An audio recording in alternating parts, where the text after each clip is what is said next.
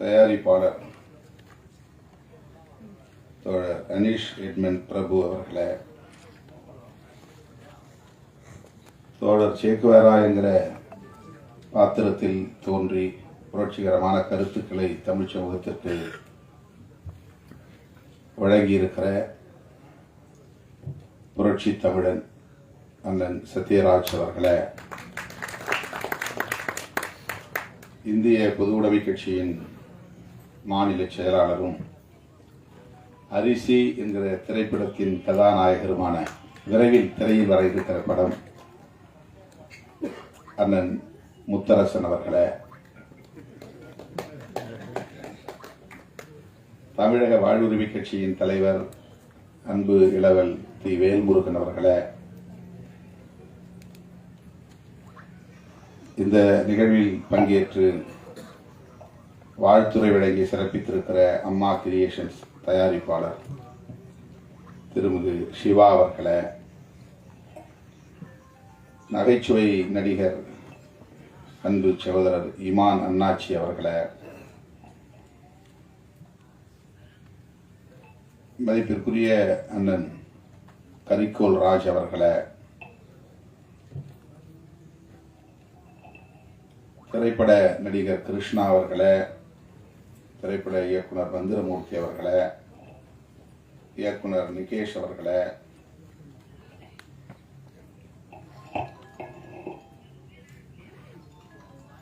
இங்கே சிறப்பாக நகைச்சுவை ததும்ப உரையாற்றி அமர்ந்திருக்கிற யூடியூபர் கூல் சுரேஷ் அவர்களே, கலைஞர் தொலைக்காட்சி வருவனை செந்தில் அவர்களே, ஜீவானந்தம் அவர்களே, மைனர் விஜய் அவர்களே, உமாபதி அவர்களே, பேசி விடைபெற்று சென்றிருக்கிற முனைவர் சுந்தரவல்லி அவர்களே, மின்னல் அந்தோணி அவர்களே, மற்றும் Kannan, Ramalakshmi, Puliyur Balamurugan, Kadampuliyur Karthikeyan, doctor K Selvaraj, G Saravanan, Kaleeswaran உள்ளிட்ட திரையுலகத்தை சார்ந்த ஆளுமைகளை,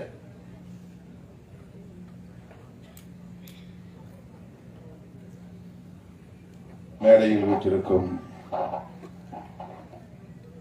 பெரியோர்களே, தமிழ் சொந்தங்களே, உங்கள் அனைவருக்கும் என்னுடைய பணிவார்ந்த வணக்கத்தை தெரிவித்துக் கொள்கிறேன். தம்பி அலெக்ஸ் அவர்கள் இந்த இளம் வயதில்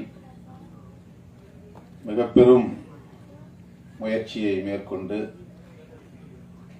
திரையுலகில் சாதிக்க வேண்டும் என்கிற வேட்கையோடு, வெறியோடு பணியாற்றி இன்றைக்கு ஒரு திரைப்படத்தை வெளியிட இருக்கிறார். வருகிற செப்டம்பர் 20 இந்த படம் திரைக்கு வருகிறது. உலகம் முழுவதும் வர இருக்கிறது. தோற்றத்தில் அவர் ஒரு பள்ளி மாணவனை போல் இருக்கிறார், கல்லூரி மாணவனை போல் கூட அல்ல. என்னை முதலாக அவர் வந்து சந்தித்த போது நான் அதிர்ச்சியில், என்ன படிக்கிறாய் என்றுதான் நான் கேட்டேன். யார் இயக்குனர் என்று கேட்டேன். நான் தான் என்று சொன்னார். இதற்கு முன்பு யாரிடமாவது துணை இயக்குனராக அல்லது இணை இயக்குனராக பணியாற்றிய அனுபவம் உண்டா என்று கேட்டேன். இல்லை என்று சொன்னார். ஏதேனும் படங்களில் நடித்த அனுபவம் உண்டா என்று கேட்டேன். இல்லை என்று சொன்னார். எந்த துணிச்சலில் நீங்கள் இப்படி இந்த களத்தில் இறங்குகிறீர்கள் என்றேன். வெறுமன புன்னகைத்துக் கொண்டார். எதுவும் பெரிதாக அதற்கு விளக்கம் சொல்லவில்லை. அவரோடு வந்திருந்த தயாரிப்பாளர் அனீஷ், அவருடைய தாயார், 3 பேரும் தான் என்னை வந்து முதலாக சந்தித்தார்கள். இந்த படத்தை துவக்கி வைக்கக்கூடிய ஒரு வாய்ப்பை, படப்பிடிப்பை துவக்கி வைக்கக்கூடிய ஒரு வாய்ப்பை எனக்கு வழங்கினார்கள். என்னை ஏன் அணுகினீர்கள், இந்த துறைக்கும் எனக்கும் என்ன தொடர்பு என்ற கேள்விகளோடு தான் அவர்களோடு நான் உரையாடத் தொடங்கினேன். இப்படி ஒரு படம் இந்த கதை குறிப்பாக இடஒதுக்கீடு தொடர்பான ஒரு கதை. நீங்கள் இதிலே நடிக்க முடியுமா என்று கேட்டார்கள். அப்படி என்றால் படம் வெளிவராது, அதற்கு வாய்ப்பே இல்லை என்று சொன்னேன். அதன் பிறகுதான் அண்ணன் சத்யராஜ் அவர்களை தொடர்பு கொள்ளப் போகிறோம், நீங்கள் அண்ணனிடத்தில் பேச வேண்டும் என்று சொன்னார்கள். அவர் யாரையும் மிக எளிதாக சந்திக்கக்கூடியவர், எந்த பந்தாவும் அவரிடத்திலே கிடையாது. அவரை நீங்கள் போய் தாராளமாக சந்திக்கலாம், வாய்ப்பு இருந்தால் நான் பேசுகிறேன் என்று சொன்னேன். அவருடைய இந்த முயற்சியை, இந்த முனைப்பை உள்ளபடியே நான் எண்ணி எண்ணி வியந்து போகிறேன். முன்னனுபவம் எதுவுமே இல்லை, ஆனால் அவருக்குள்ளே ஒரு வேட்கை வெறியாக மாறி இருக்கிறது. அந்த துடிப்பு அவரை சாதிக்க உந்தி தள்ளி இருக்கிறது. எப்படி அவரை பாராட்டுவது என்று எனக்கு தெரியவில்லை. படத்தை தொடங்கி வைக்கிற போது அல்லது படப்பிடிப்பை தொடங்கி வைக்கிற போது என்னை அழைத்து எனக்கு அந்த வாய்ப்பை தந்த தம்பி அலெக்ஸ், அனிஷ், இன்றைக்கு இந்த முன்னோட்ட காட்சிகளை, ட்ரெய்லர் மற்றும் பாடல் காட்சிகளை, ஆடியோ ஆகியவற்றை தொடங்கி வைக்கக்கூடிய நிகழ்விலும் நான் கட்டாயம் பங்கேற்க வேண்டும் என்று அழைப்பு விடுத்து எனக்கு இந்த பெருமையை சேர்த்திருக்கிற தம்பி அலெக்ஸ் அவர்களுக்கும் அனீஷ் அவர்களுக்கும் அவருடைய குழுவை சார்ந்த அனைவருக்கும் முதலில் என்னுடைய நெஞ்சார்ந்த நன்றியை உரித்தாக்குகிறேன். நேற்று இரவு 8 மணி விமானம் பிடித்து நான் இரவே வந்து சேர்ந்திருக்க வேண்டும். தவிர்க்க முடியாத பல நிகழ்ச்சிகள் டெல்லியில, பெரும் மழையும் கூட. ஆகவே அந்த விமானத்தை பிடிக்க முடியவில்லை. பிறகு தொலைபேசியிலே தொடர்பு கொண்டு விவரத்தை சொன்னபோது, நாங்கள் தொடங்கி நடத்தி கொண்டிருக்கிறோம், நீங்கள் இடையிலே வந்து சேர்ந்தால் போதும் என்று அனுமதியை தந்தார்கள். ஆகவேதான் சற்று காலம் தாழ்ந்து வர நேர்ந்து விட்டது. காலை 8 மணி விமானம் பிடித்து இங்கே வந்து சேர 11:30 மணி ஆகிவிட்டது.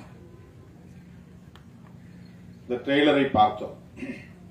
முதலில் சென்சார் வாரியத்தை சார்ந்தவர்கள் எந்தெந்த காட்சிகளை அனுமதிக்க மறுத்தார்கள் என்கிற தகவலோடு அதை நம்மிடத்திலே போட்டு காட்டினார்கள்.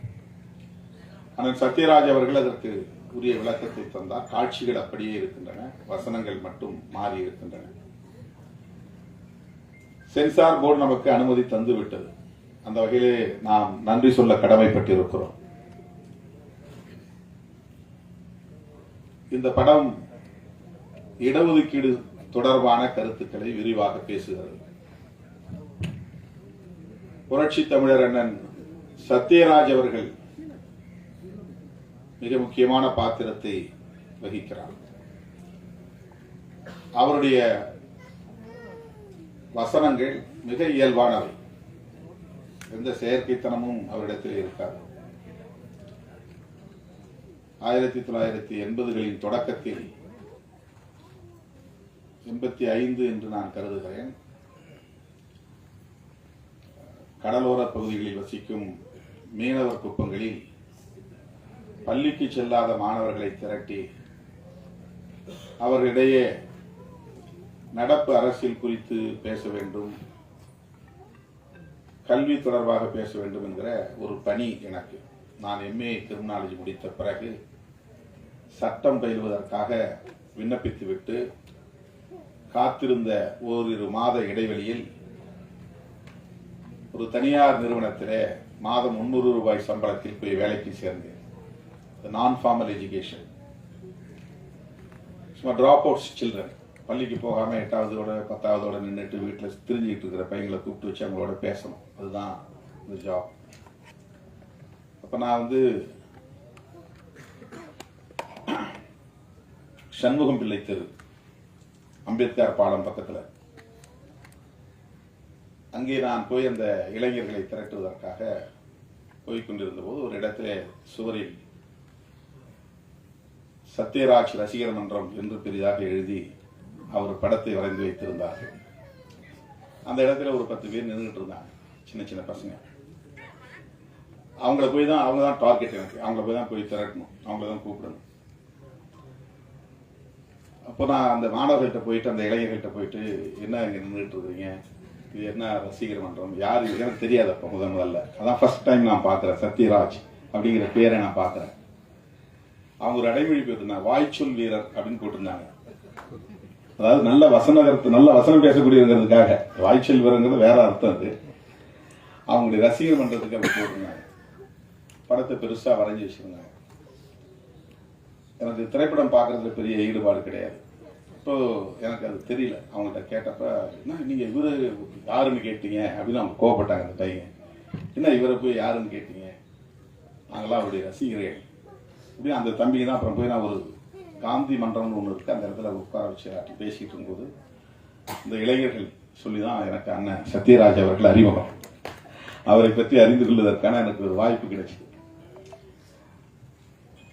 அவர் திரைப்படத்துக்குள்ள நுழைஞ்ச பிறகு இந்த திரைப்படம் எவ்வளவு இலகுவாக சாதாரண மக்களிடத்தில் போய் சேர்ந்தது. திரைப்படம் இந்த பேசுகிற வசனங்கள், அண்ணனுக்குன்னு ஒரு தனி சிறப்பு உண்டு. எந்த காட்சியும் எவ்வளவு இலகுவாக கையாளக்கூடியவர். அது பெரிய ரிஸ்கே இருக்காது, அதுக்கு எந்த பந்தாவும் இருக்காது. இந்த வசனம் பேசுறதை இப்ப கூட பாருங்க, அந்த ப்ரொஃபஸர் வந்து இங்கிலீஷ்ல பேசிட்டே இருப்பார், அந்த மேனேஜர், அந்த காலேஜ் தாளாளர், கரஸ்பாண்டன்ட் பேசிட்டு இருப்பார். ரொம்ப சாதாரணமா அவரை பேசிட்டு போவார், நான் சொல்றதுதான் நீ கேட்கணும் அப்படின்னு. அப்படிப்பட்ட ஒரு ஆளுமையை இந்த படத்தில் கதாநாயக பாத்திரத்தில் வைத்து தம்பி அலெக்ஸ் அவர்கள் முதல் படத்திலேயே ஒரு பெரிய ஆளுமையை இயக்கி இருக்கிறார். அது அலெக்ஸுக்கு கிடைத்திருக்கிற மிகப்பெரிய வாய்ப்பு. இது சாதாரணமான விஷயம் இல்லை. அண்ணன் முத்தரசன் அவர்களும் சொன்னார், தம்பி பார்க்கறது சின்ன பையன் மாதிரி இருக்கிறான், இந்த பையனை பார்த்துட்டு சில பேர் டைரக்டர் யாரு, அவருக்கு என்ன பேக்ரவுண்டு, அவர் எத்தனை படங்கள் பண்ணியிருக்கிறாரு, எவ்வளவு படங்கள் ஓடி இருக்கு, என்ன கமர்ஷியலா அதில் என்ன ப்ராஃபிட் கிடைச்சிருக்கு அப்படிலாம் பார்த்து தான் ஒப்புதல் கொடுப்பாங்க. வருமானம் முக்கியம் இல்லை, அதுக்கு பேரு முக்கியம் நினைப்பாங்க. இப்போ தம்பி அலெக்ஸ் போய் கதையை சொல்லும் போது எப்படி இந்த தம்பியை பார்த்து அவர் ஒத்துக்கிட்டார் அப்படின்னா, அந்த கதையில இருக்கிற கருதான் முக்கியம், கண்டென்ட். அந்த சத்யராஜ் அவர்கள் உடனடியாக அதற்கு உடன்பட்டதற்கு அலெக்ஸ் என்கிற அந்த இளம் தம்பியின் தோற்றம் முக்கியம் அல்ல, அவருடைய ஆற்றல் முக்கியம் அல்ல. அவர் எப்படி படம் இயக்குவார், எப்படி அந்த படத்தை கொண்டு போய் ஸ்கிரீன் பண்ண போறாரு, டிஸ்ட்ரிபியூட் பண்ணுவாரு, அது எந்த அளவுக்கு அதுக்கு வந்து மார்க்கெட்டிங் இருக்கும், நம்மளை எந்த அளவுக்கு அவங்க ப்ரொஜெக்ட் பண்ணுவாங்க, முன்னிறுத்துவாங்க, அதெல்லாம் அவருக்கு வந்து பார்க்கல. அந்த படத்துல சொல்லப்படக்கூடிய கரு, ஒரு சின்ன பையனாக இருக்கிற, இளம் வயதாக இருக்கிற அலெக்ஸ் அவர்களின் சிந்தனையும், திரைப்படத்துறையில் 250க்கு மேற்பட்ட படங்களில் நடித்த மிகப்பெரிய ஆளுமையாக இருக்கிற அண்ணன் சத்யராஜ் அவர்களின் சிந்தனையும் ஒரே நேர்கோட்டில் பயணிக்கிறது.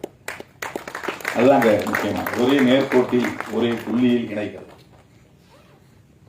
கல்வி ஒவ்வொருவருக்குமான பிறப்புரிமை என்கிற டைட்டிலோடு இந்த படம், கல்வி ஒவ்வொருவரின் பிறப்புரிமை, அதுலதான் இன்னைக்கு கை வைக்கிறார்கள். சமூகத்தில் மாற்றம் நிகழ்ந்து வருகிறது, முற்போக்கான மாற்றம் நிகழ்ந்து வருகிறது, எளிய மக்கள் வலிமை பெற்று வருகிறார்கள், வஞ்சிக்கப்பட்டவர்கள் வலிமை பெற்று வருகிறார்கள், காலம் காலமாக கல்வி மறுக்கப்பட்ட சமூக பிரிவினர் கல்வியை பெறுகிறார்கள். அதுதான் இன்னைக்கு சோசியல் சேஞ்ச் என்கிற சமூக மாற்றத்திற்கான புள்ளி.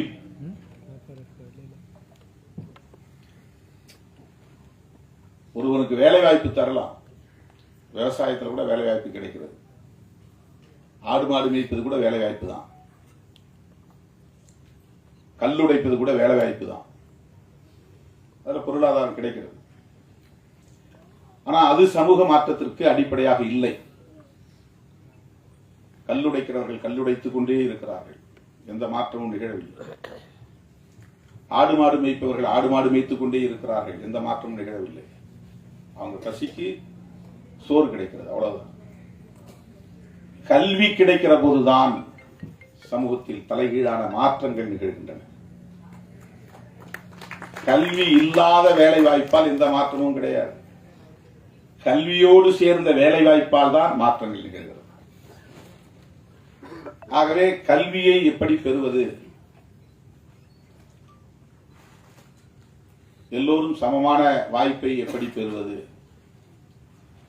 இதுதான் மிகப்பெரிய கொஸ்டின்.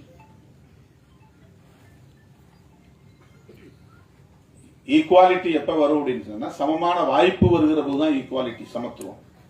இப்ப கல்வியில் சமமான வாய்ப்பு, அது ரொம்ப முக்கியமானது. சமமான வாய்ப்பு என்றால் நிகழ்காலத்தில் போட்டியில் பங்கேற்கிறவர்களிடையே அளிக்கப்படுகிற வாய்ப்பல்ல சமமான வாய்ப்பு. வரலாற்று பின்னணியோடு இணைத்து ஒவ்வொருவரும் எப்படி கடந்த காலங்களில் வாய்ப்புகளை பெற்றிருக்கிறார்கள், வளர்ச்சி அடைந்திருக்கிறார்கள் என்று ஒப்பீடு செய்கிற போது தலைமுறை தலைமுறையாக படித்த சமூகத்தினர், படிக்கிற வாய்ப்பை பெற்ற சமூகத்தினர் மிக சிறுபான்மையாக இருக்கிறார்கள். தலைமுறை தலைமுறையாக படிக்க வாய்ப்பற்ற நிலையில் இருக்கிற சமூக பிரிவினர் பெரும்பான்மையாக இருக்கிறார்கள். தலைமுறை தலைமுறையாக படிக்க வாய்ப்பற்ற சமூக பிரிவினர் தலைமுறை தலைமுறையாக படித்த சமூக பிரிவினரோடு மோத முடியுமா? மோத முடியாது. காம்படிட் செய்ய முடியுமா? போட்டி போட முடியுமா? முடியாது. ஆகவேதான் காலம் காலமாக தலைமுறை தலைமுறையாக படிப்பதற்கான வாய்ப்பு மறுக்கப்பட்ட, வஞ்சிக்கப்பட்ட சமூக பிரிவினருக்கு ரிசர்வ்டு சில இடங்களை தனித்து ஒதுக்கி வைக்க வேண்டும். மாற்றுத்திறனாளிகள் இந்த இடம், இந்த இருக்கிற வேற யாரும் உட்காரக்கூடாது. பேருந்துல ஏறினா பெண்களுக்கென்று இடம், இது பெண்களுக்கென்று ஒதுக்கப்பட்டிருக்கிற இடத்துல யாரும் ஆண்கள் உட்காரக்கூடாது. எல்லாரும் டிக்கெட் ஒரே மாதிரி தான் எடுத்துட்டு வராங்க. ஏன் அவங்களுக்கு reserved for women, reserved for differently abled எதற்காக ஒதுக்கப்பட்டிருக்கிறது என்றால், அவர்கள் பிறரோடு போட்டி போடக்கூடிய வலிமை அற்றவர்கள். ஆகவே அவர்களுக்கென்று இதை ஒதுக்கி வைக்கிறோம். அந்த ஒதுக்கி வைக்கிற அந்த போக்குக்கு பேர் தான் சோசியல் ஜஸ்டிஸ். அதுதான் சமூக நீதி. சமூக நீதியை பேசுகிற ஒரு படமாகத்தான் தோழர் சேக்குவேரா படம் அமைந்திருக்கிறது. சமூக நீதியை பேசுகிற படம். ஒரு காலத்தில் புராணங்களை படமாக்கினார்கள். மகாபாரதத்திலிருந்து ஒரு பகுதி எடுத்து படமாக்குவாங்க, ராமாயணத்திலிருந்து ஒரு பகுதி எடுத்து படமாக்குவாங்க. குடும்ப கதைகள் அப்படிங்கிற பேர்ல நிறைய கதைகள் வரும். குற்றம் பின்னணி கொண்ட கதைகளாக வரும். இதுதான் ஒரு காலத்தில் இருந்துச்சு. இந்த மாதிரியான முற்போக்கு அரசியலை பேசுகிற கதைகள் திராவிட இயக்கங்களின் வருகைக்கு பிறகுதான் தமிழ் சூழல்ல உருவானது. அண்ணா திரைத்துறையிலே அடியெடுத்து வைத்த பிறகு, கலைஞர் திரைத்துறையிலே ஒரு ஆளுமையாக வளர்ந்த பிறகு, எம்.ஆர். ராதா உள்ளே நுழைந்த பிறகு, என்.எஸ். கிருஷ்ணன் ஒரு பெரும் சக்தியாக அங்கே உருவெடுத்த பிறகு, இதையெல்லாம் திரைத்துறையிலும் பேச முடியும். பகுத்தறிவு கருத்துக்களை பேச முடியும், சமூக நீதி கருத்துக்களை பேச முடியும், சமூக உரிமைகளை பேச முடியும். அதுதான் இந்த இடத்துல ஒரு பெரிய திருப்புமுனை. இன்னைக்கு இந்த அளவுக்கு நம்ம சிந்திக்க முடியுது. படத்தை இப்படி எடுக்க முடியும், இப்படி வசனங்களை வைக்க முடியும்.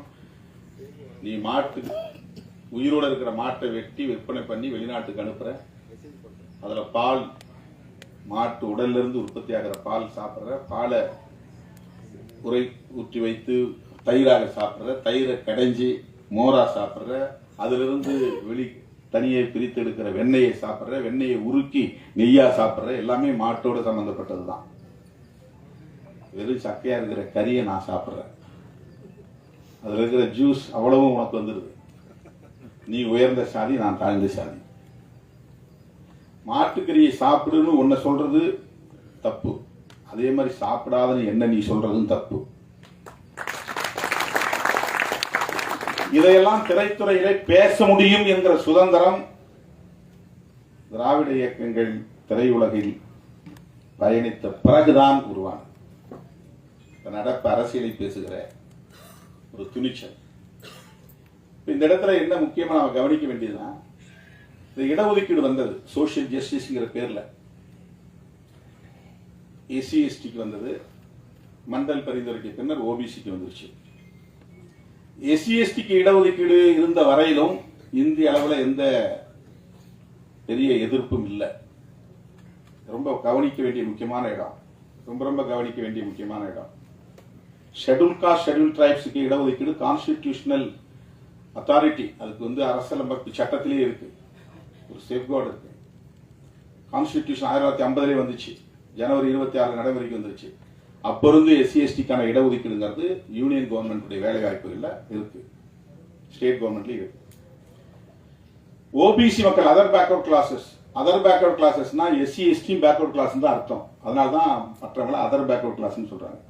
சோசியலி எஜுகேஷனலி பேக்வர்ட் கிளாஸஸ் யாரு? எஸ்சி எஸ்டி ஓபிசி எல்லாம் சேர்ந்து மொத்தத்துக்கு கான்ஸ்டிடியூஷன்ல இதுதான் வார்த்தை, SEBC, socially educationally backward classes. அதுதான் கான்ஸ்டிடியூஷன்ல அம்பேத்கர் எழுதியிருக்கிற வரிகள், வார்த்தைகள். இது யாரையெல்லாம் குறிக்கும்னா எஸ்சி எஸ்டி ஓபிசி எல்லோரையும் குறிக்கும், மைனாரிட்டிஸ் அவ்வளவு பேரையும் குறிக்கிற சொற்கள். இப்போ ஓபிசிக்கு இடஒதுக்கீடு இல்லை. அம்பேத்கர் சொன்னார், அதுக்குன்னு தனியா ஒரு கமிஷன் போடுங்க, அந்த கமிஷன் ஒரு ரிப்போர்ட் கொடுக்கட்டும், அந்த ரிப்போர்ட் அடிப்படையில் அவங்களுக்கு இடஒதுக்கீடு பிற்காலத்தில் தரணும். அதுதான் ஜவஹர்லால் நேருக்கும் அம்பேத்கருக்கும் ஏற்பட்ட முரண்பாடு, மோதல். அவர் ரிசர்வேஷன் பண்றதுக்கு அது ஒரு முக்கியமான காரணம். பேக்வர்ட் கிளாஸஸ்க்கு ஒரு கமிஷன் போட சொன்னார் பண்டிட் ஜவஹர்லால் நேரு காலத்துல. அப்ப அவரோட இருந்த பெரிய ஆளுமைகள்லாம் அதை அனுமதிக்கல, தடுத்துட்டாங்க. அதுக்கு பிறகு காக்கா கலேல்கர் கமிஷன் வந்துச்சு, அது ரிப்போர்ட் கொடுத்தாங்க, நடைமுறைப்படுத்த முடியல. அதுக்கு பிறகு மண்டல் பேர்ல அவர் பிபி மண்டல் யாதவ் அவர் பேர்ல ஒரு கமிஷன் போட்டாங்க, அவர் ரிப்போர்ட் கொடுத்தாரு, அதை நடைமுறைப்படுத்த விடாம தடுத்துட்டாங்க. நல் வாய்ப்பா விபி சிங் பிரதமரான அவர் தான் அந்த பேப்பரை எடுத்தார் கையில, நான் நடைமுறைப்படுத்துவேன். ஓபிசி அதான் என்ன சொல்றாரு அந்த வசனத்தை, நாங்க 90% பேர் இருக்கிறோம், 27% தான் கொடுக்குற, அதுக்கே இவ்வளவு போராட்டம், அதை நடைமுறைப்படுத்த மாட்டாங்க. அந்த வசனத்தில் வருது. மண்டல் பரிந்துரை அடிப்படையில் தான் 27%. இப்போ இந்த இடத்துலதான் அவர்கள் விழித்துக் கொண்டார்கள். என்னன்னா, இந்த மண்டல் பரிந்துரையை நடைமுறைப்படுத்த கூடாதுன்னு விபி சிங் ஆட்சியை கவிழ்த்து விட்டு அதற்கு எதிராக மிகப்பெரிய பேரணி நடந்தது, யாத்ரா, ரத யாத்ரா. ரொம்ப முக்கியமான விஷயம்.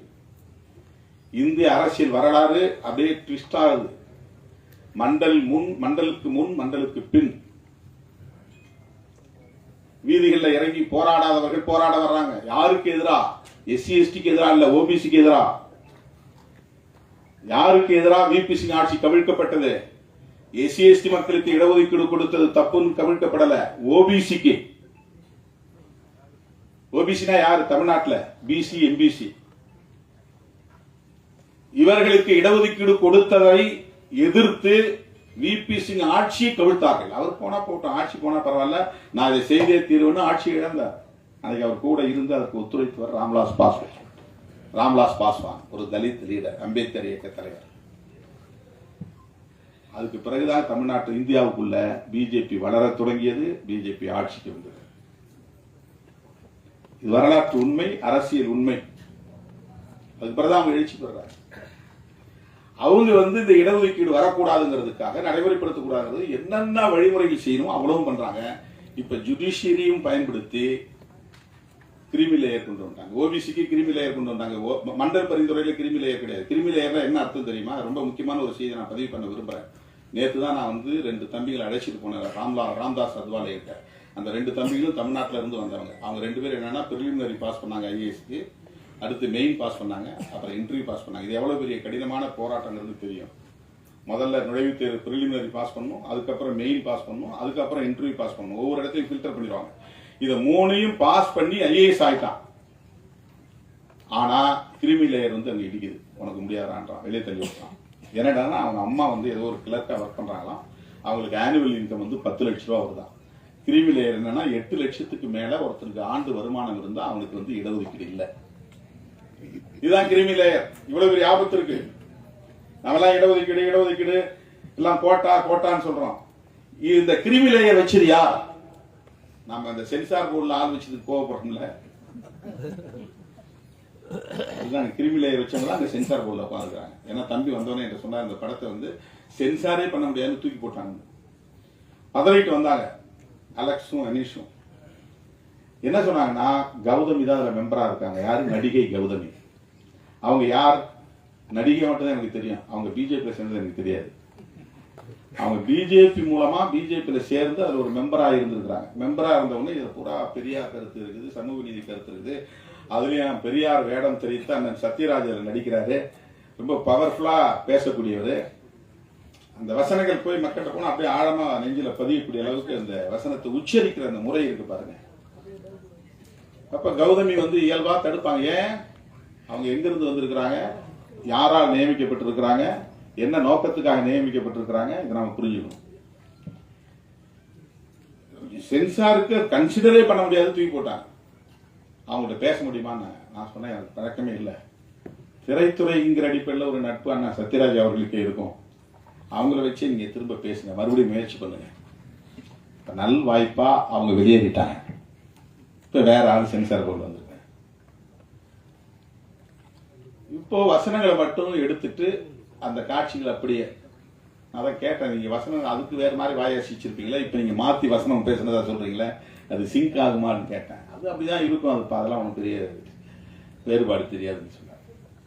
இது ஏன் நிகழ்கிறது? ஏதோ அந்த சென்சார் போர்டு மட்டும்தான் காரணம் நினைக்கக்கூடாது. உங்களுக்கு கிருமி லேயர் வைக்கிற சிந்தனையிலிருந்து தான் இங்க உருவாகுது எல்லா இடங்களிலுமே. ஓபிசிக்கு கிருமி லேயர், இன்னைக்கு சுப்ரீம் கோர்ட்ல ஜட்ஜ்மெண்ட் எஸ்சி எஸ்டிக்கு கிருமி லேயர், கான்ஸ்டிடியூஷன்ல கிருமி லேயர் கூடாதுங்கிறது சொல்லப்பட்டிருக்கு. அதுவும் குறிப்பா எஸ்சி எஸ்டிக்கு வருமான வரம்பு கூடாது. கிருமி லேயர்னா என்னன்னா, கிரீம்னா என்ன, பசை. கிருமி லேயர்னா பசை எடுக்கு. ரொம்ப வறுமையில கிடக்கிறவன் ரொம்ப பணக்காரனா இருக்கான், அதுக்கு இடையில ஒருத்தன் டெவலப் ஆகி வரான், கொஞ்சம் பசை எடுக்கு உள்ள சமூகம். மாத சம்பளம் வாங்குறான், வருமானம் வந்து அவனுக்கு ரெகுலர் இன்கம், தொடர்ந்து வருமானம் வருது. அதுல வருஷத்துக்கு 10 லட்சம் ரூபாய் 8 லட்சம் ரூபாய்க்கு மேல வருமானம் இருந்தா அவனுக்கு இடஒதுக்கீடு கொடுக்க கூடாது. சோசியல் ஜஸ்டிஸ் கான்செப்ட் என்னன்னா, பொருளாதார அளவுகோல் அதுல பயன்படுத்தக்கூடாதுங்கிறது.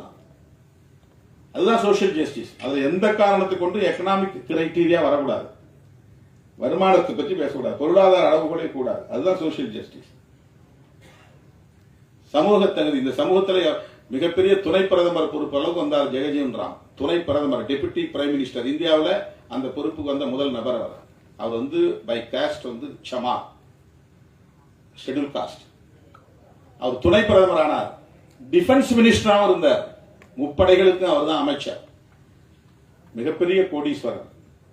அவர் வந்து சம்பூர்ணானந்தா சிலையை உத்தரப்பிரதேசத்தில் திறந்துட்டு பொத்தான் அமைக்கிட்டு திறந்துட்டு போன பிறகு அந்த சிலையில வந்து கங்காஜலத்தை ஊற்றி தீட்டு கழிச்சாங்க, சம்பரோட்சம். அவர் தான் பொருளாதாரத்தில் மேம்பட்டாரு, அதிகாரத்தில் உயர்ந்துட்டாரு. அப்புறம் எங்க காஸ்ட் வரும்னு நிறைய பேர் கேள்வி கேட்பாங்க. இதுதான் இந்த சமூகம். அவ்வளவு பெரிய துணை பிரதமர் அளவுக்கு உயர்ந்தவர், பாதுகாப்புத்துறை அமைச்சராக இருந்தவர், முப்படைகளுக்குமான அமைச்சராக இருந்தவர். அவர் எங்கோ ஒரு மேடையை உட்கார்ந்து ஒரு பொத்தானை அமுக்கி திரையை விலக்கி சிலையை திறந்து விட்டு போன பிறகு அந்த சிலையிலே கங்கை நீரை ஊற்றி தீட்டு கழித்தார். இந்த நிலை மாறுகிற வரையில் ஒடுக்கப்பட்ட மக்களுக்கு இடஒதுக்கீடு இருக்க வேண்டும் என்று உறுதிப்படுத்தியவர் புரட்சியாளர் அம்பேத்கர் அவர்கள். இந்த நிலை மாறும். ஆக பொருளாதார அளவுகோல் முக்கியம் அல்ல. இது பற்றி பெரிய டிபேட் நடந்துச்சு கான்ஸ்டிடியூண்ட் அசம்பிளில, அரசியல் நிர்ணய சபையில. இவங்களெல்லாம் வேற பெரிய ஜாம்பவான்கள். யாரு? ஜவஹர்லால் நேரு, சர்தார் பட்டேல், புரட்சியாளர் அம்பேத்கர். அவங்க மாதிரியான ஆளுமைகள் இப்ப யாருமே கிடையாது. அவங்க அவ்வளவு தூரம் வந்து விவாதிச்சு கடைசியா பொருளாதார அளவுகோல் ஒரு அளவுகோலாக கொள்ளக்கூடாது, ஒரு வரையறையாக கூடாது, அதுதான் சோசியல் ஜஸ்டிஸ் அப்படின்னு ஒரு முடிவுக்கு வந்தாங்க. ஆனா இன்னைக்கு இவங்க ஆட்சிக்கு வந்த உடனே ஓபிசிக்கு சட்ட இடஒதுக்கீட்டுக்கு சட்டம் கிடையாது, எஸ்சி எஸ்டிக்கும் தனி சட்டம் கிடையாது, கான்ஸ்டிடியூஷன்ல இருக்கிறத வச்சுதான் கொடுத்துட்டு இருக்காங்க, செப்பரேட் லா கிடையாது. ஆனா எடுப்புல இடபிள்யூஎஸ் என்கிற பேர்ல economically weaker section forward communities. அவங்க அர்த்தம் ஃபார்வர்ட் கம்யூனிட்டிஸ்னா வேற யாரும் கிடையாது, பிராமணர்கள். தமிழ்நாட்டில் யார் ஃபார்வர்ட் கம்யூனிட்டி? எல்லாமே ஓபிசி தான். பிராமணர்களும் ஒரு முதலியார் சமூகத்திலே அல்லது ரெட்டியார் சமூகத்திலே ஒரு பிரிவு இருக்காங்க, அவங்க மட்டும் தான் எஃப்சி. எல்லாருமே பிசி தான் தமிழ்நாட்டை பொறுத்தவரையிலும். யாரை எடுத்துக்கிட்டாலும் ஓபிசி தான். இப்போ எஃப்சிக்குன்னு ஒரு சட்டம் கொண்டு வந்திருக்கிறாங்க. அவங்க இடஒதுக்கீட்டு மட்டும் சட்டம் இருக்கு, இடபிள்யூஎஸ்க்கு சட்டம் இருக்கு, ஓபிசி இடஒதுக்கீட்டு சட்டம் கிடையாது, எஸ்சி எஸ்டி இடஒதுக்கீட்டு சட்டம் கிடையாது. அது என்னன்னா இடபிள்யூஎஸ்ங்கிறது பொருளாதார அளவுகோல். அவங்க வறுமையில வாழ்றாங்களா, ஏழையா இருக்கிறாங்களா, அதனால அவங்களுக்கு இடஒதுக்கீடு தரோம். அதுக்கு அவங்க சொல்லியிருக்கிற வரையறைகள்லாம் பெரிய அதிர்ச்சியா இருக்கு. எனவே சமூக நீதி என்கிற அடிப்படையில் வழங்கப்படுகிற இந்த இடஒதுக்கீட்டுக்கு எதிராக ஒரு பெரிய சதி நடந்து கொண்டிருக்கிறது.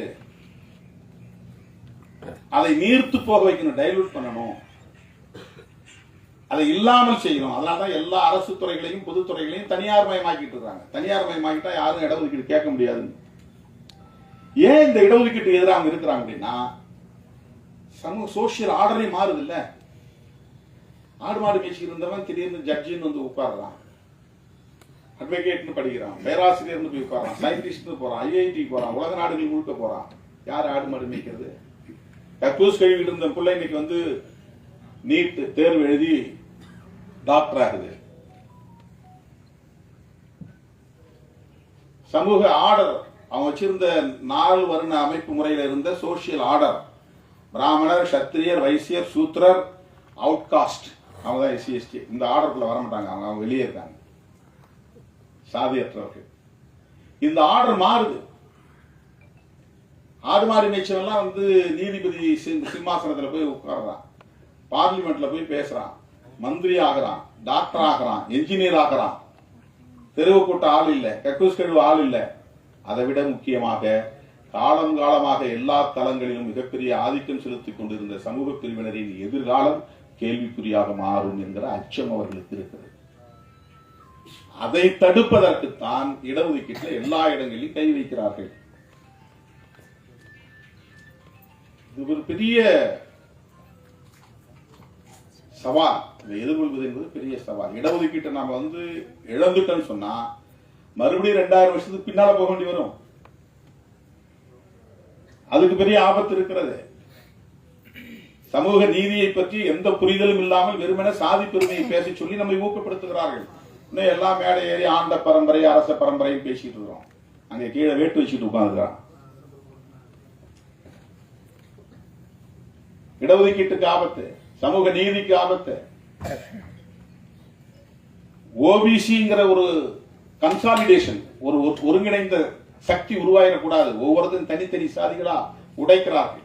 இந்த சப் கேட்டகரைசேஷன் அது என்னன்னா, இடஒதுக்கீடு பெறக்கூடியவங்க தனித்தனி ஒரே தமிழ்நாட்டில் மொத்தம் 76 சாதிகள் இருக்கு. ஷெட்யூல்டு காஸ்ட்ங்கிறதுல அட்டவணை சாதிகள், அட்டவணைப்படுத்தப்பட்ட சாதி. ஓபிசி அட்டவணைப்படுத்தப்பட்டிருக்கு. ஆனா முதல்ல இது வந்ததுனால இதுக்கு அந்த பேர் வந்துருச்சு, அட்டவணைப்படுத்தப்பட்ட சமூக பிரிவினர். அவ்வளவுதான், சாதி இல்ல. எஸ்சிங்கிறது சாதி கிடையாது. 76 சாதிகள். 76 சாதிகளை அவங்க சப் கேட்டகரைஸ் பண்ண சொல்றான். பொருளாதாரத்தில் மேம்பட்டவங்க, கல்வியால மேம்பட்டவங்க, இடஒதுக்கீடு பெற்றவங்க, பெரும்பான்மையா இருக்கிறவங்க, சிறுபான்மையா இருக்கிறவங்க, A category, B category, C கேட்டகரின்னு பிரி. ஆந்திராவோட அப்படி பிரிச்சிருக்காங்க, தெலுங்கானாவோட அப்படி பிரிச்சிருக்காங்க. அப்படி சப் கேட்டகரைசேஷன் ஆயிடுச்சுன்னு சொன்னா அதுக்கப்புறம் இவங்க ஒரே கம்யூனிட்டிங்கிற அடிப்படையில் ஒண்ணு சேர முடியாது. ஓபிசிங்கிற அடிப்படையில் ஒண்ணு சேர முடியாது. ஒரு 25 வருஷத்துக்குள்ளார எல்லாம் தனித்தனியா இவங்களுக்குள்ளதான் பெரிய மோதல் நடந்துட்டு இருக்கும். ஒருத்தருக்கு ஒருத்தர் விமர்சனம் பண்ணிட்டு இருப்பாங்க. ஒரு ஒற்றுமையா நின்று அரசியல் அதிகாரத்துக்கு மேல நோக்கி போக முடியாது. இடஒதுக்கீட்டை காப்பாற்ற முடியாது. கான்ஸ்டிடியூஷனல் ரைட்ஸ், அரசமைப்பு சட்டம் தரக்கூடிய உரிமைகளை பற்றிய விவாதங்கள் நடக்காது. எல்லாம் நீர்த்து போயிடும். ஒரு சதி திட்டத்தோடு இதெல்லாம் செஞ்சுட்டு இருக்காங்க. ஜுடிஷியரியை பயன்படுத்துறாங்க, சென்சார் போர்டை பயன்படுத்துறாங்க, டிஓபிடின்னு ஒரு தனி டிபார்ட்மெண்ட் இருக்கு, அதை பயன்படுத்துறாங்க. அதுல நிறைய அபிஷியல் மெமோரண்டம் போட்டாங்க. அதெல்லாம் இடஒதுக்கீட்டை நடைமுறைப்படுத்தவே கூடாதுங்கிற அடிப்படையில் போடப்பட்ட மெமோரண்டம்ஸ். அதெல்லாம் என்ன இருக்கு, 6 மெமோரண்டம்ஸ் இருக்கு. நம்ம அதை பற்றிலாம் பெருசா யாரும் விவாதிக்கிறது கிடையாது. கண்டதை பேசிட்டு இருக்கிறோம், சாதி பெருமையை பேசிட்டு உட்கார்ந்துக்கிறோம். ஆனா மிகப்பெரிய அளவில் இதற்கு எதிரான சதி முயற்சிகள் நடந்து கொண்டிருக்கின்றன. இந்த சூழலில் கல்வி ஒவ்வொருவரின் பிறப்புரிமை, அதில் கை வைக்கக்கூடாது. நேஷனல் எஜுகேஷன் பாலிசி ஒரு பாலிசி கொண்டு வராங்க. மாநில அரசுகள் பாடத்திட்டத்தை உருவாக்கக்கூடாது, கல்வி திட்டத்தை உருவாக்கக்கூடாது, கல்வி கொள்கையை உருவாக்கக்கூடாது. நாங்க உருவாக்கி தரோம், நீ உன்னுடைய மண்ணின் வாசனைக்கு ஏற்ப நீ கல்விக் கொள்கையை உருவாக்க கூடாது. நீ கல்விக் கொள்கையை உருவாக்குனா பெரியார பாடத்திட்டத்தில் கொண்டாந்து வைப்ப, உள்ளூர்ல யார் யார் மொழி பொருத்தி ஆகிற அவனை பாடத்திட்டத்தில் கொண்டாந்து வைப்ப. இந்த உள்ளூர ஒவ்வொரு சமூகத்தின் விடுதலைக்காக பாடுபட்டவங்களை எல்லாம் ஒரு ஆளுமையா காட்டுவேன். நேஷனல் எஜுகேஷன் பாலிசி வந்து அதெல்லாம் போயிடும். அவங்க தான் அதை தீர்மானிப்பாங்க. சயின்ஸா அவன் தீர்மானிப்பான், ஹிஸ்டரியா அவன் தீர்மானிப்பான். மொழி கட்டாயமா 3 மொழிகள் வேணும். நீ உன் மொழி நீ படிச்சுக்கோ, ஆனா கம்பல்சரியா வந்து ஹிந்தி படிக்கணும், இங்கிலீஷ் படிக்கணும். இதெல்லாம் நேஷனல் எஜுகேஷன் பாலிசி. இதுக்கெல்லாம் ஒரு நோக்கம் இருக்கு. ஓபிசியை டைலூட் பண்ணணும், மாநில அதிகாரத்தை டைலூட் பண்ணணும், மாநில உரிமைகள் மொழி அடிப்படையில் உருவாயிடக்கூடாது, ஒரு தனி தேசிய இனமா வளர்ந்துடக்கூடாது. தனி தேசிய இனம் தமிழ் தேசியம் பேசுற மாதிரி நாளைக்கு தெலுங்கு தேசியம் பேசுவான், மலையாள தேசியம் பேசுவான், கன்னட தேசியம் பேசுவான். இவன் விரும்புகிற ஒரு ஒருங்கிணைந்த இந்தியா, அவன் விரும்புகிற இந்தியாவை அவனால் உருவாக்க முடியாது, எல்லாம் செதறி போயிடும். இப்படிப்பட்ட சதி முயற்சிகளை விவாதிக்க வேண்டியிருக்கிறது. அப்படிப்பட்ட விவாதத்தை நடத்துகிற களமாக திரைத்துறையை இன்றைக்கு தம்பி அலெக்ஸ் பயன்படுத்தி இருக்கிறார். அதற்காக ஒரு திரைப்படம் எடுத்திருக்கிறார். அதற்கு சேக்குவேரா பெயரை சூட்டி இருக்கிறார் அந்த பாத்திரத்திற்கு என்பது மிக பொருத்தமானது. ஏன் சேக்குவேரா பெயரை சூட்டுகிறார்? சேக்குவேரா எந்த செக்டேரியன் பாலிடிக்ஸ்குள்ள போய் அவர் சிக்கல. நாங்க வந்து தமிழர்கள், நாங்க வந்து ஆதி திராவிடர், நாங்க வந்து இப்படி ஒவ்வொருத்தரும் ஒவ்வொரு சாதி, நாங்க இந்து, அவன் வந்து கிறிஸ்டியன், இதெல்லாம் வந்து செக்டேரியன். இதுக்கு பேர் வந்து செக்டேரியன் பாலிடிக்ஸ். நாங்க இந்து, அவங்க எல்லாம் இந்து அல்லாதவர்கள், நாங்க தலித்து, நாங்க எல்லாம் தலித் அல்லாதவர்கள், நாங்க தமிழர், இவங்க தமிழர் அல்லாதவர்கள். இது இந்த அடையாளத்துக்குள்ள பிடிச்சி நிக்கிறது. அந்த மாதிரி சேக்குவேரா நினைச்சிருந்தா அர்ஜென்டினாவை தாண்டி அவரால் போய் கியூபாவில் புரட்சியில் ஈடுபட்டு முடியுமா? கியூபாவுக்கும் அர்ஜென்டினியாக்காரனுக்கும் என்ன சம்பந்தம் சொல்லுங்க? அவங்க சர்வதேச பார்வை. அந்த இளம் வயதிலேயே ஒரு டாக்டரா படிச்சு ஒரு பிசிசியனா தொழிலுக்கு போன அவனுக்குள்ள எவ்வளவு பெரிய வேட்கை இருந்திருக்கு பாருங்க.